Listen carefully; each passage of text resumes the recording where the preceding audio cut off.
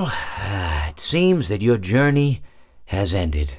Very sorry about that. It was always going to end this way, of course.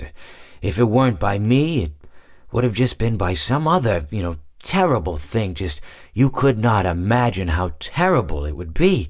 Just, I get scared thinking about it. I'm glad it's not me. It reminds me of a time I was speaking to my good friend Orville. We were sitting on a park bench watching the pigeons. I was on the left, he was on the... Oh, wait, was I on the right or left? Anyways, it doesn't matter. We were sitting on there watching the pigeons.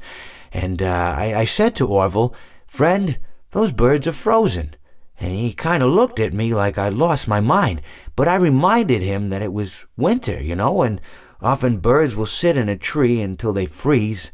And then they sort of fall to the ground until the sun warms up and they can, move around again. So I said to Orville, "You might as well save those breadcrumbs until the birds thaw, because they can't very well enjoy them in the condition they're in."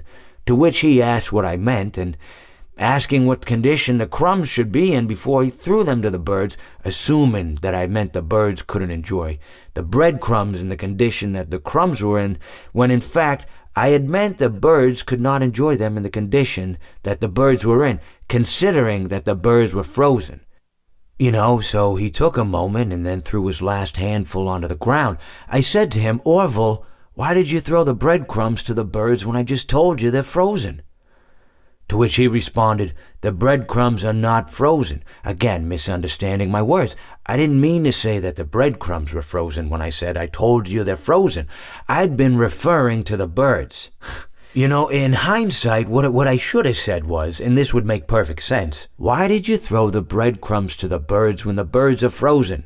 He misunderstood upon my correction, stating that he didn't know what else to do with the breadcrumbs, and that perhaps, when the birds thawed, they'd still be able to eat the crumbs. So I said to Orville, and this is what I said to him, I said, "Orville, the birds may be dead,